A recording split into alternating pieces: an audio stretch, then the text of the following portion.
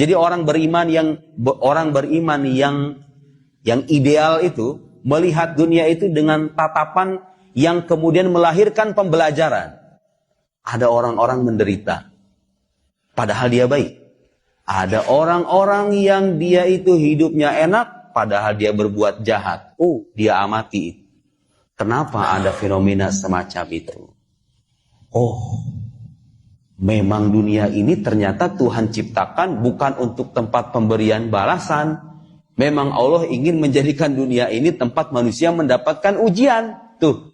Jadi kita nggak buruk sangka kan sama Tuhan. Kok bisa ada orang baik tapi mendapatkan balasan yang kurang enak, sementara orang yang jahat mendapatkan balasan yang baik. Tidak usah heran karena memang dunia ini tempat kita diuji semuanya. Pembalasan itu akan ditegakkan manakala kita sampai di hari kemudian.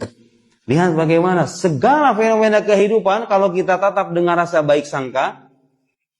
Sekarang mungkin kalau kita bicara konteks negara kita, banyak sekali Pak rakyat-rakyat yang merasa pesimis dengan negara ini. Dengan alasan pemerintahnya begini dan begono.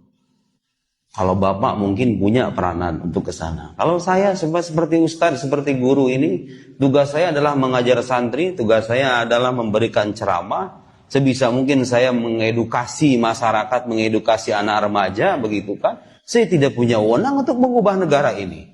Tidak punya otoritas untuk mengubah negara ini. Gimana dong caranya? Merhatikan dan kita berkontribusi untuk kebaikan negara ini. Ya setiap orang fokus dengan bidangnya masing-masing. Yang tidak punya otoritas, cukup Anda fokus dengan pekerjaan Anda. Yang punya wewenang, cukup Anda perbaiki sesuai dengan kemampuan Anda.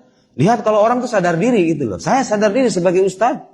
Tidak punya kapasitas dan tidak punya otoritas juga. Untuk mengubah negara.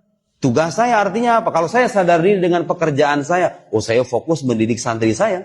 Saya fokus mendidik anak-anak remaja yang memang menjadi audiens ceramah saya. Saya fokus menulis karena itu kegiatan saya. Sehingga dengan demikian buahnya bisa dipetik di kemudian hari.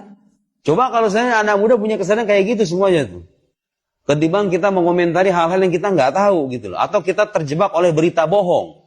Banyak kan Pak orang-orang yang hidupnya itu merugi gara-gara nggak bisa manfaatkan waktunya. Gara-gara dia nggak sadar diri. Oh. Kalau orang beriman nggak begitu. Dia mengamati, mencerna, melihat, kemudian dia tersadar. Oh tugas saya bukan itu, tugas saya adalah ini. Tidak hidup dengan logika terbalik. Yang seharusnya, kan ada orang yang dia itu punya kewajiban, yang seharusnya dia tunaikan, dia abaikan. Yang seharusnya bukan menjadi kewajibannya, malah dia perhatikan. Ada orang kayak gitu. Bukan kewajibannya dia ambil, dia respon, dia komentari secara serius, tapi giliran kewajibannya dia abaikan. Punya anak yang harus dididik, punya pekerjaan yang harus diselesaikan. Kalau ini udah kelar, baru kita bicara dan menerawang dunia lain. Kalau orang itu melihat dan sadar dengan kapasitas dirinya, saya kira kebaikan itu akan bermula dari sana. Lihat bagaimana Imam Hasan Al-Basri memberikan panduan hidup semacam itu. Melihat, mengamati yang kemudian melahirkan pelajaran dan kesadaran.